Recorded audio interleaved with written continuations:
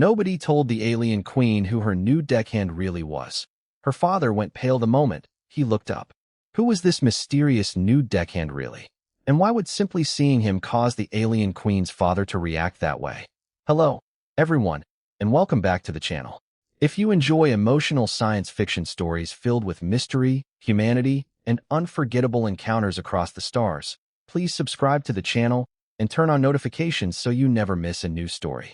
Thank you for spending your time with us and for continuing to support the channel.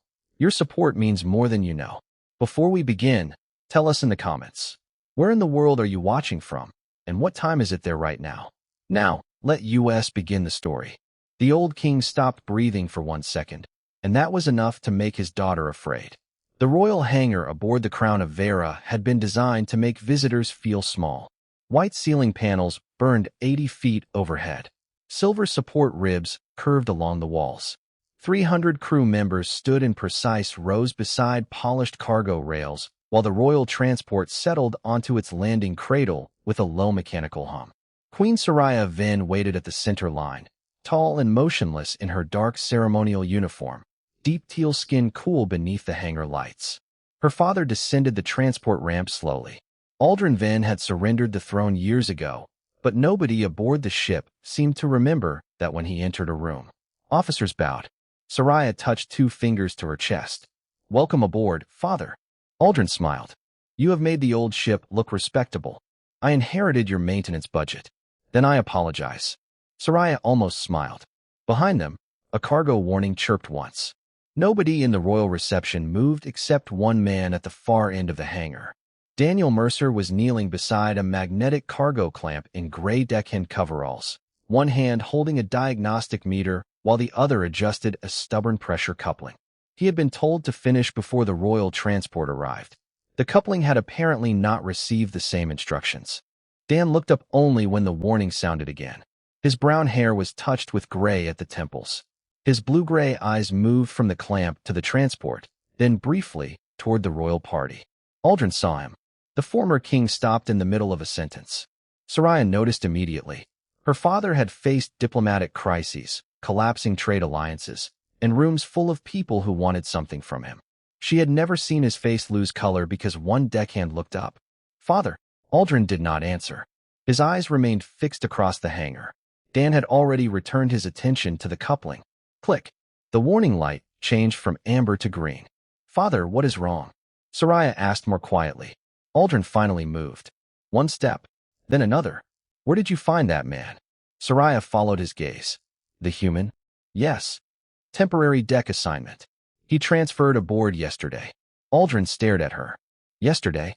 Soraya felt the first cold thread of uncertainty move through her. "Do you know him?" Her father did not answer. Across the hangar, Dan packed his diagnostic meter into a worn tool case and stood.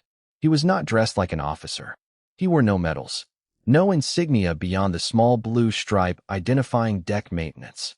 Nothing about him explained why a former king had forgotten an entire hangar full of people. Then Dan looked up again. This time his eyes met Aldrin's. The distance between them was nearly 100 feet. It might as well have been 3. Dan became perfectly still. Aldrin whispered something Soraya barely heard. "Mercer." Dan's expression changed only slightly, but Soraya saw recognition there. Old recognition. The kind that came with history nobody had bothered to tell her. Aldrin took another step toward him. Soraya caught her father's arm. "Who is he?" Aldrin looked at his daughter, then back toward the human deckhand. "That," he said quietly, "is a question someone should have answered before you let him aboard." 36 hours earlier, Daniel Mercer had arrived on the Crown of Vera carrying 1 duffel bag, a maintenance certification, and 17 years of history that appeared to contain almost nothing at all. 36 hours earlier, Daniel Mercer discovered that royal starships had exactly the same problem as freight haulers. Somebody always cared more about polished floors than the machinery beneath them. He was halfway under a pressure manifold on Deck 12 when footsteps changed the rhythm of the corridor. Not ordinary footsteps. Too synchronized. Too many people trying not to make noise. Dan kept his eyes on the coupling above him. The pressure reading had drifted 4% since morning, and polished floors did not matter much if the environmental seal behind them stopped cooperating. "Royal inspection," whispered Noah Grant, the young Varen deck technician beside him. Get up. Dan turned the wrench another quarter turn. In a minute. The Queen is coming. The coupling was here first. Noah stared at him as though humans had recently become a public safety concern. Crew members lined both sides of the corridor. Dark uniforms straightened. Tools disappeared. Conversations died. Queen Soraya then entered beneath the white overhead lights with 2 officers behind her. Dan could see only her boots at first.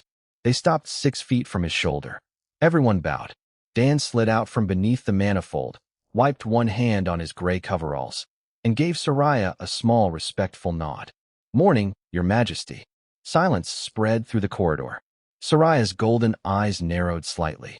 She was taller than Dan had expected, deep teal skin contrasting with the silver-black hair gathered neatly behind her shoulders. Nothing about her expression suggested she was accustomed to casual greetings from temporary deckhands. You are supposed to bow, she said. Dan looked at the pressure gauge. It dipped again. This coupling is supposed to hold pressure. Noah closed his eyes. Dan pointed toward the manifold. Neither of us is getting everything we want today. One officer looked offended enough for several people. Soraya simply stared at Dan. Then, almost invisibly, one corner of her mouth moved. You are the new human. Daniel Mercer. Deck maintenance. Temporary deck maintenance. That is what the paperwork says. Soraya glanced at the open panel. What is wrong with it? Seal alignment. Somebody replaced the coupling but did not recalibrate the pressure compensator. Noah blinked. We calibrated it yesterday.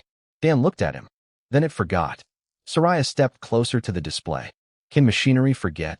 Usually right after somebody signs the inspection report. This time she definitely almost smiled. Dan returned beneath the manifold and adjusted the compensator. The reading stabilized. Green.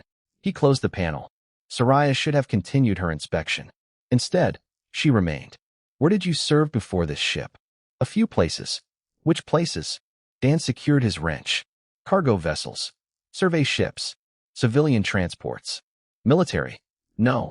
The answer came quickly enough to satisfy most people. It did not satisfy Soraya. Her gaze moved to his hands. Old calluses crossed his fingers in patterns that did not quite match ordinary deck maintenance. Dan noticed where she was looking and reached for his tool case. A faint vibration passed through the deck. Nobody reacted.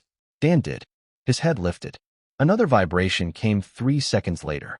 Short. Uneven. He placed 2 fingers against the floor. Soraya watched him. What are you doing? Listening. To what? A third vibration traveled through the metal. Dan's expression changed. Your port gravitic ballast. The chief engineer behind Soraya frowned. The ballast report's nominal. It is 12 milliseconds late. The engineer stared at him. That is impossible to determine through the deck. Dan stood. Then I am probably wrong. Soraya looked toward the engineer. Check it. 30 seconds later, the officer's wrist display illuminated amber. Port gravitic ballast synchronization delay, 12 milliseconds. The corridor became very quiet. Soraya turned slowly toward Dan. How does a temporary deckhand know that? Dan lifted his tool case. Decks vibrate.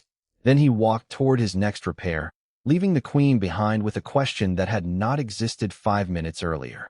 Daniel Mercer had learned that curiosity sounded different depending on who carried it. From an engineer, it came as questions.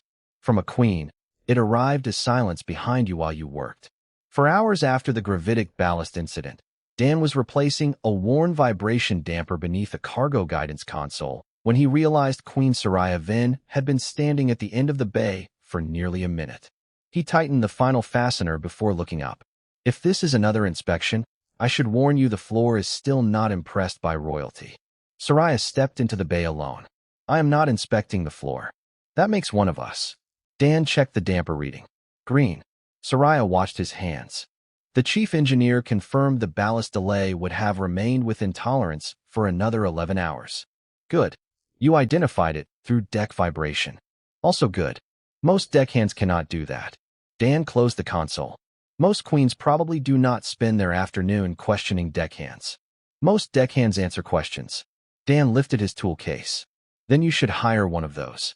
Soraya moved just enough to block the easiest path toward the door. Not threatening. Deliberate. Your personnel record begins 17 years ago. Dan stopped. The cargo bay hummed around them. Somewhere overhead, An automated loader rolled along its rail. That sounds like a paperwork problem. Before that, almost nothing. I had a quiet youth. You were 25 when the record begins. Dan looked at her. Very quiet youth. Soraya's golden eyes narrowed. You know obsolete Varen engineering conventions. You recognize gravitic timing by vibration. Your maintenance certification is civilian, yet you move around this ship as though you already know where everything is. Dan rested the tool case against his leg. Ships repeat themselves. This ship is 180 years old. Exactly. Old ships repeat themselves more. Soraya was about to answer when a warning tone sounded from the adjacent navigation service room. Amber light appeared above the doorway. Dan turned before the station announcement finished. Synchronization relay. Soraya followed him inside. Two technicians were already studying a navigation diagnostic filled with shifting waveforms. Port guidance array is drifting, one said. We are running recalibration. Dan glanced at the display. Do not recalibrate it. The technician looked offended. Why? Dan pointed toward a narrow distortion in the waveform. Because the guidance array is fine. That pattern is feedback from the legacy ballast compensator. Soraya stepped beside him. The system we repaired earlier? Related system. Dan reached toward the display, then stopped before touching it. For the first time, Soraya saw him hesitate. A row of symbols had appeared at the bottom of the screen. Old Varen naval notation. The younger technicians looked confused. Dan did not. Without thinking, he raised two fingers, rotated his wrist, then flattened his hand toward the console. One technician immediately entered the corresponding command. The waveform stabilized. Soraya went still. She knew that gesture. She had seen it in archival recordings of her father's bridge crew. The Varen fleet had stopped using it 21 years ago. Dan seemed to realize what he had done. Slowly, he lowered his hand. Soraya dismissed the technicians with a glance. When the room emptied, she faced him. Where did you learn that signal? Dan studied the now steady waveform. Long time ago. It belonged to the Royal Navigation Service. A lot of useful things belong to people who stopped using them. Were you aboard a Varen naval vessel? No. Were you aboard this vessel? Dan did not answer. The silence lasted only 2 seconds. It was enough. Soraya stepped closer. You have been here before. Dan picked up his tool case. Some memories are more useful when nobody asks where they came from. That is not an answer. It is the one I have. Soraya watched him leave the navigation room. For the first time, she was certain of something more troubling than 17 missing years. Daniel Mercer was not learning the crown of Vera. He was remembering it. Soraya waited until the next watch cycle before she searched the ship herself. She could have ordered intelligence to investigate Daniel Mercer, but that would have turned curiosity into accusation, and she had no accusation yet. Only contradictions. 17 missing years. Obsolete naval signals. A temporary deckhand who could hear 12 milliseconds of gravitic delay through 6 inches of composite flooring. And the uncomfortable certainty that he knew her ship better than some officers who had served aboard it for years. The Crown of Vera kept engineering records reaching back more than a century, most buried beneath layers of maintenance revisions. Soraya stood alone in the archival chamber while blue-white diagrams floated above the console. She searched Mercer. Nothing. Daniel Mercer. Nothing. Human navigation personnel. Thousands of entries. She narrowed the date range to 21 years earlier. Still nothing useful. Then she stopped searching for the man and searched for the ship. Old modifications appeared across the display. Reactor upgrades. Navigation revisions. Structural reinforcement. One entry caught her attention. Manual jump control bypass. Navigation chamber 2. Installer identification unavailable. Authorization sealed under royal directive. Soraya opened the schematic. The modification was crude by modern standards. 3 redundant relays connected directly to the manual navigation controls, bypassing the primary computer. She stared at it. Someone had deliberately given a pilot the ability to ignore the ship. The next morning, Soraya found Dan on Deck 9, replacing a cargo sensor. Come with me. Dan looked up from the open panel. That usually sounds expensive. Now. 10 minutes later, they stood inside Navigation Chamber 2. The room had not been used regularly in years. Dust softened the edges of old consoles. Modern systems occupied the forward wall, but behind them remained the original manual controls from her father's era. Soraya activated the archived schematic. Do you recognize this? Dan looked at it once. His expression did not change. That bothered her more than surprise would have. Old bypass. Where is the third relay? Behind the port bulkhead. Soraya's pulse changed. The schematic did not show its physical location. Show me. Dan remained still. Your Majesty. Show me. He sighed, crossed the chamber, and placed his palm against an unmarked section of wall about 4 feet above the deck. Access plate is here. Soraya scanned it. Nothing. Dan moved his hand 3 inches lower. Old magnetic latch. Push, then slide left. She did. A narrow panel opened. Behind it sat a relay assembly older than her reign. Soraya stared at him. You knew exactly where it was. Apparently. Stop doing that. Doing what? Answering certainty with uncertainty. Dan's blue-gray eyes met hers. Some questions create problems you cannot put back in the box. I am Queen. Problems are already in my job description. For several seconds, neither moved. The chamber hummed softly around them. Soraya pointed toward the bypass. Did you install this? Dan looked at the relay. Something distant passed across his face. I helped. Finally. A truth with weight. When? Long ago. Why? Because the navigation computer was wrong. Soraya glanced toward the manual controls. About what? Dan closed the access panel. A moon. She almost laughed, but his expression stopped her. A moon. Small one. Bad position. Worst timing. And this bypass. Let someone fly around the computer's opinion. Soraya felt cold despite the warm chamber. Her father had once told her that the crown of Vera survived a navigation failure before she was old enough to remember. Official records called it a successful emergency correction. Nothing more. Were you here when that happened? Dan picked up the diagnostic scanner he had carried from Deck 9. You already know the answer. Before Soraya could speak, the ship-wide announcement sounded. Royal arrival confirmed. King Emeritus Aldrin Vin will board in 40 minutes. Dan froze. It lasted less than a second, but Soraya saw it. My father, she said slowly. Does he know you? Dan looked toward the old manual navigation station. He did. 20 years changes people. Soraya studied him. Apparently not enough. Dan turned toward the exit. I have a cargo clamp waiting in the hangar. Daniel. He stopped. What happened on this ship? Dan stood beneath the old navigation lights with his back to her. When he answered, his voice was quiet. Ask your father. Then he walked away, leaving Soraya beside a hidden relay, a sealed royal record, and 40 minutes until the one man who might finally tell her why a deckhand remembered the crown of Vera like a place he had once refused to let die. 40 minutes can feel remarkably short when the past has finally found your address. Dan spent 37 of them in the royal hangar pretending a cargo clamp deserved his complete attention. The clamp was old, temperamental, and honest. Machines usually were. They failed for reasons that could be measured. People carried failures for 20 years and called them memories. He knelt beside the magnetic housing while diagnostic numbers crawled across his meter. Behind him, the hangar transformed for Aldrin Vin's arrival. Cargo carts disappeared into storage bays. Silver deck rails were polished. Crew members assembled beneath 80-foot ceiling panels glowing white enough to make every uniform look newly issued. Noah Grant hurried past and stopped when he saw Dan. You are still working? That is generally what maintenance means. The former king arrives in 3 minutes. Dan tightened the coupling. Then I have 3 minutes. Noah lowered his voice. The queen asked about you. Dan's hand paused. People should find better hobbies. She asked engineering for your assignment history. Definitely better hobbies. Noah hurried away before an officer could notice him talking. Dan watched the diagnostic meter settle, but his thoughts had already gone somewhere else. Navigation chamber 2. Old manual controls. A hidden relay behind a bulkhead.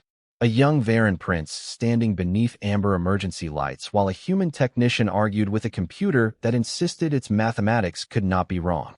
Dan pushed the memory away. The royal transport entered the hangar with a deep vibration that traveled through his knees.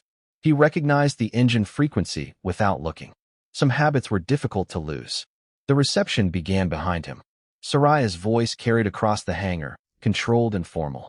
Aldrin answered with the same dry warmth Dan remembered. Older now, rougher around the edges. Still unmistakable. Dan kept working. The cargo warning chirped. He adjusted the pressure coupling. It chirped again. Come on, he murmured. The reading stabilized.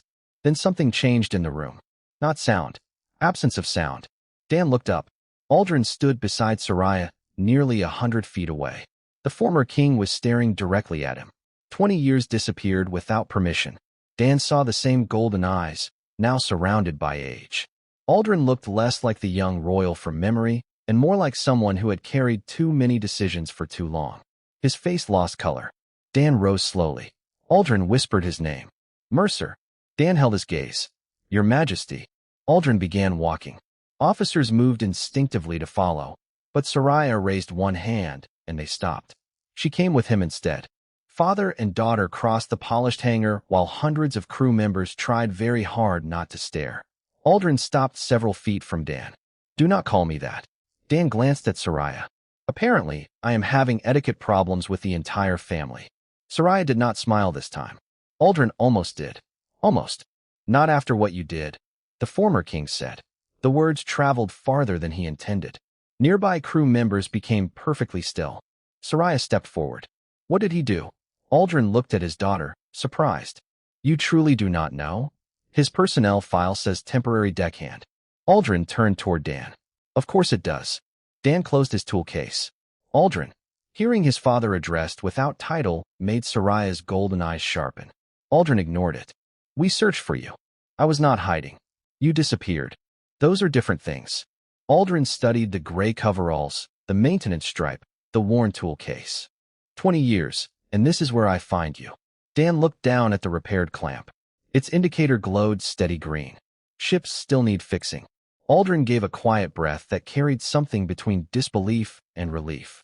Soraya looked from one man to the other. Someone is going to explain this. Dan shook his head once. Aldrin did not. Yes, the former king said softly. Someone should have done that years ago. He looked toward the old vessel surrounding them, then back at his daughter. The last time Daniel Mercer served aboard this ship, none of us were supposed to make it home. For several seconds, nobody in the royal hangar moved. The repaired cargo clamp hummed quietly beside Dan's boots while Aldrin's words settled over the crew. Soraya looked at the human differently now, but not with admiration. Not yet. There were too many unanswered questions between them. Private briefing room, she said. Aldrin shook his head. Navigation chamber 2. Dan gave him a tired look. You always did enjoy dramatic locations. And you always disliked explaining yourself. 10 minutes later, the three of them stood beneath the dim blue glow of the old manual navigation controls. Soraya sealed the door. Start at the beginning. Aldrin rested one hand against the console. 20 years ago, this vessel was carrying a diplomatic delegation through the Pellerin system. I was Crown Prince. Daniel was a civilian navigation technician assigned by the Human Transit Authority. Soraya looked at Dan. Civilian? Still am mostly. Aldrin continued. During our departure burn, the navigation computer calculated a jump corridor that every automated system marked safe. Dan stared at the dormant controls. He remembered the numbers before he remembered the fear. Distance. Massachusetts timing. A moon barely large enough to matter, moving exactly where the computer assumed empty space would remain. The model was wrong, Dan said. By how much? Soraya asked. Enough. Aldrin touched the hidden relay panel. Daniel noticed a gravitational shear the computer had categorized as sensor noise. Soraya's eyes moved toward the old bypass. So he built this.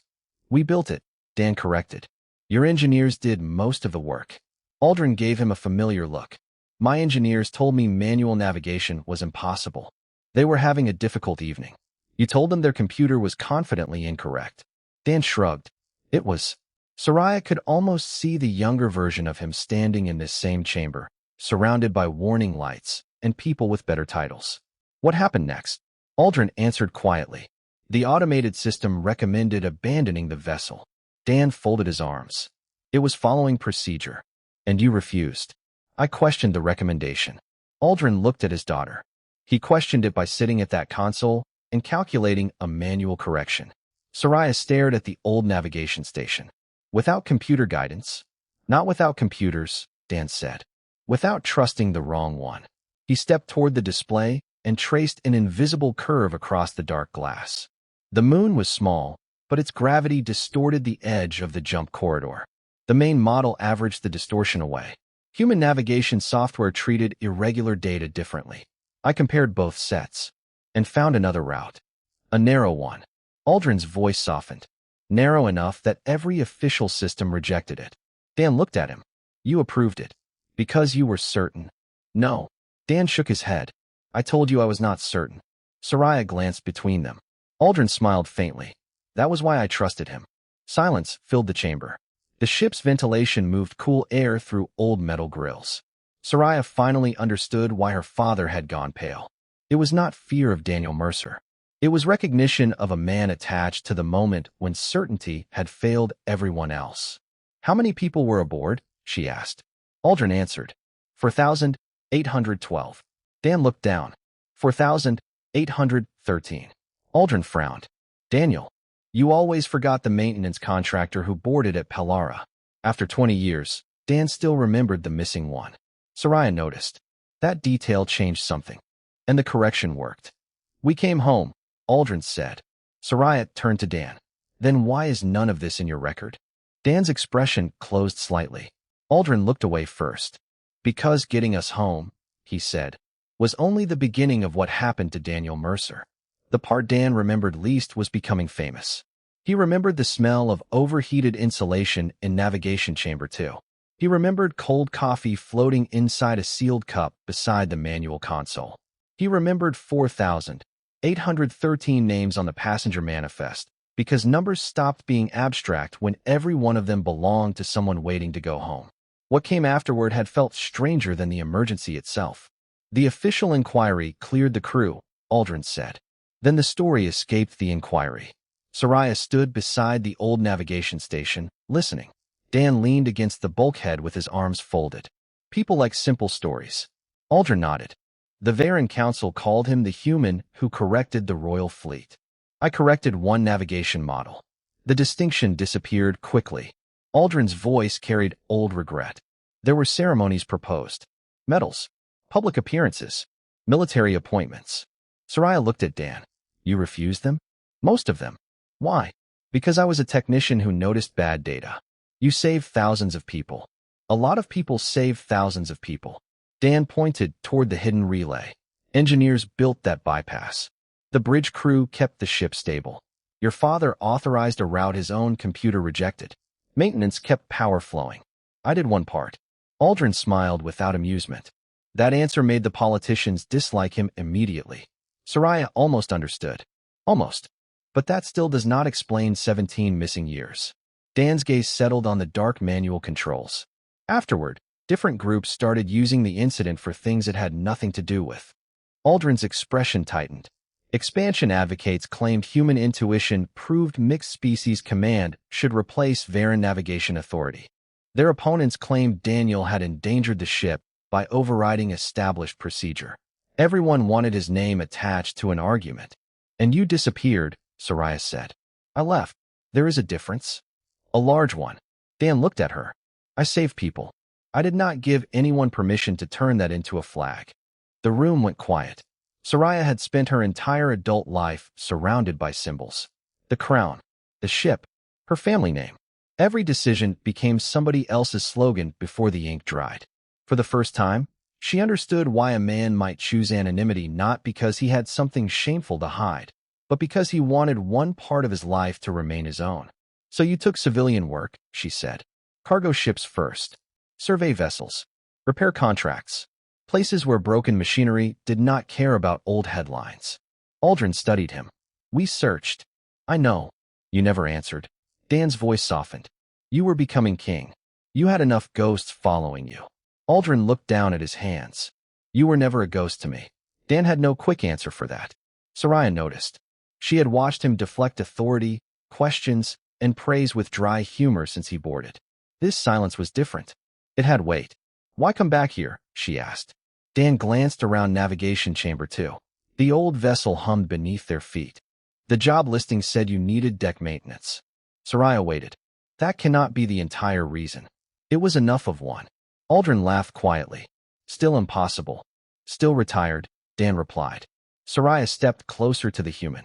Yesterday she had seen gray coveralls, an incomplete file, and a man who did not bow properly. Now she saw someone who had once been offered status and deliberately walked away from it. My crew believes you are a temporary deckhand. I am a temporary deckhand. My father believes you are one reason he lived long enough to become king. Dan glanced at Aldrin. Your father exaggerates. He does, Soraya said. But not about this. Dan lifted his tool case. Are we finished? Soraya looked at the worn case, then at the man carrying it. For tonight. Dan reached the door before she spoke again. Daniel. He turned. Tomorrow, the crew will know. Dan's expression tightened. They do not need to. Soraya understood then that revealing his past would be easy. Respecting why he had buried it would be harder. Then they will hear only what you permit. Dan studied her for a long moment. He gave the smallest nod and left. Aldrin watched the door close. You understand him better than I did at your age. Soraya kept her eyes on the empty doorway. No, she said quietly. I am beginning to understand why he wanted nobody to. By morning, the crown of Vera had returned to its ordinary rhythm, but Daniel Mercer had not. Rumors traveled faster than maintenance carts. Nobody knew exactly what the former king had said in the hangar.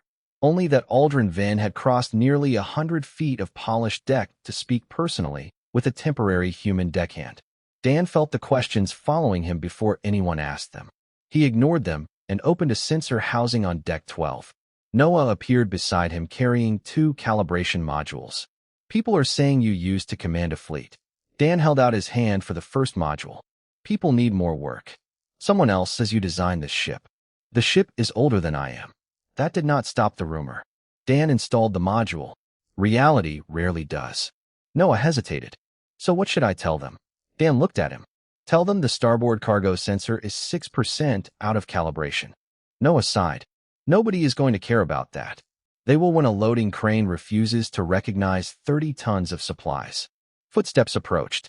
Crew members along the corridor straightened immediately. Soraya came alone. Dan kept working until her shadow crossed the open panel. Morning, Your Majesty. Good morning, Deckhand Mercer. Noah suddenly discovered an urgent reason to be somewhere else. Soraya watched him disappear. He is terrible at pretending. He is young. Give him time. She looked at the sensor housing. Is something wrong? 6%. Should I be concerned? Not anymore. Dan closed the panel, and its indicator turned green. Soraya remained where she was. My father wants to hold a formal recognition ceremony. Dan slowly looked at her. No. I already told him. That surprised him. You did. He complained. That sounds like Aldrin. He said you would refuse. Also sounds like Aldrin. Soraya's expression softened. I told him refusing was your decision to make. Dan set his diagnostic scanner into the tool case. Thank you. 2 simple words. No joke behind them. Soraya noticed. I reviewed the sealed report last night, she said. Dan's shoulders became still. All of it. Enough. Then you know why I left. I know why you believed you had to. He met her eyes. Soraya continued. You were offered rank, property, honorary citizenship, and a permanent position within the Royal Navigation Service. There were too many forms. You rejected everything. Not everything. Soraya frowned. Dan reached into the side pocket of his tool case and removed a small metal fastener, darkened with age. Your father gave me this after we landed. She recognized it immediately as an obsolete manual console retaining bolt. You kept a bolt? It held the navigation panel together. Soraya stared at the little piece of metal resting in his palm. You rejected a royal decoration but kept discarded hardware. The hardware was useful. For the first time since meeting him, Soraya laughed without restraining it. The sound surprised both of them. Dan smiled faintly and returned the bolt to his pocket. Then Soraya became serious. Daniel, yesterday I thought your missing history meant you were hiding something from my ship. Reasonable assumption. I was wrong. Dan waited. You were protecting something. What? The meaning of what happened. The corridor seemed quieter around them. Soraya looked toward the silver deck stretching beneath the white lights. Everyone wanted your actions to prove something about humans, Varens, command, politics, or power. You only wanted them to mean that people came home. Dan's expression changed by almost nothing. Yet that almost nothing told her she had finally reached the truth. 4,813, he said. Yes. She understood now why he remembered the number her father had forgotten. Not because he wanted credit for saving them. Because he refused to reduce them to a story about himself. Soraya placed 2 fingers against her chest, the formal Varen gesture of respect. Dan glanced around the corridor. Several crew members were watching. Your Majesty, you are making this worse. Good. I liked being unnoticed. I cannot restore that. Could order everyone to stop staring. I am Queen Daniel. I am not a miracle worker. Dan gave a quiet breath that might have been a laugh. Soraya turned to leave, then stopped. Tomorrow morning. Deck 12. Why? There is something I need to do. Dan eyed her suspiciously. Does it involve a ceremony? No. A medal? No. A speech? Absolutely not. He considered that. Then I will probably be here. Soraya walked away. Dan reopened his tool case and reached for the next calibration module. Behind him, Noah cautiously returned. What happens tomorrow? Dan looked down the corridor where the Queen had disappeared. Apparently, he said, I am about to find out. The next morning, Daniel Mercer was exactly where Soraya expected him to be, kneeling beside an open cargo control housing on Deck 12 with a diagnostic scanner in one hand and a wrench beside his knee. The corridor lights had shifted to the ship's warm morning cycle. Machinery hummed behind the walls. Somewhere below, a freight lift announced its arrival with a soft chime. Ordinary sounds. Dan preferred them. Noah stood nearby pretending to organize tools when Queen Soraya appeared at the far end of the corridor. Crew members straightened as she passed. Dan noticed the sudden silence and looked up. You said no ceremony. This is not a ceremony. Soraya stopped 6 feet away. Aldrin stood farther back near the junction, saying nothing. Dan looked from daughter to father. That feels suspiciously ceremonial. Soraya ignored the comment. Dan rose and wiped his hands on his gray coveralls. Habit moved before thought. He began the respectful bow expected from ship personnel. Do not, Soraya said. Dan stopped. We already discussed my etiquette. This is not about yours. Soraya placed 2 fingers against her chest. The corridor became perfectly still. Then the Queen of Vera lowered her head to the human deckhand. Not deeply, not theatrically, just enough. The formal gesture one sovereign offered someone whose dignity required no rank to support it. Dan stared at her. Noah forgot entirely about the tools in his hands. Aldrin watched from the junction with a faint smile. Soraya raised her head. Your crew is watching, Dan said quietly. Good. This is going to make my job complicated. Then perhaps you should have chosen an easier ship.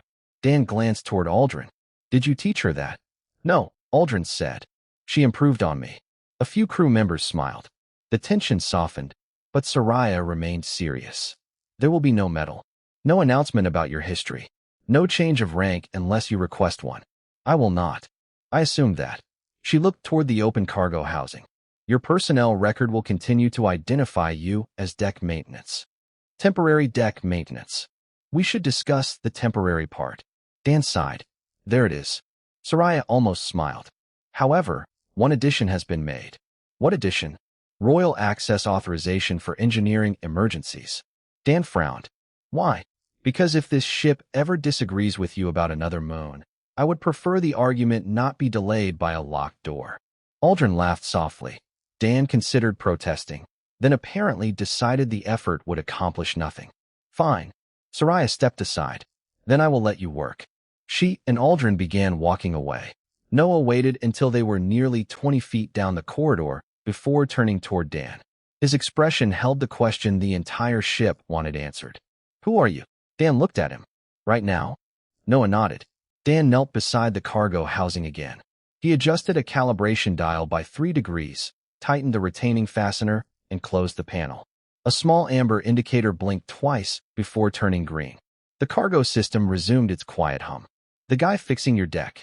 Noah stared at him, then laughed under his breath. Dan reached for his next tool. Farther down the corridor, Soraya paused and looked back. For 20 years, governments had remembered Daniel Mercer as the human who helped save a future king. Aldrin remembered the technician who questioned a perfect computer. Soraya would remember something simpler. A man had once been offered a place above everyone else and walked away because being useful mattered more to him than being important. Dan noticed her watching and raised his wrench slightly. Something broken, Your Majesty? Soraya shook her head. Not anymore. She continued down the corridor. Dan returned to work as warm light stretched across the silver deck, and the crown of Vera moved quietly among the stars. The galaxy could keep the legend. The man himself had a ship to fix,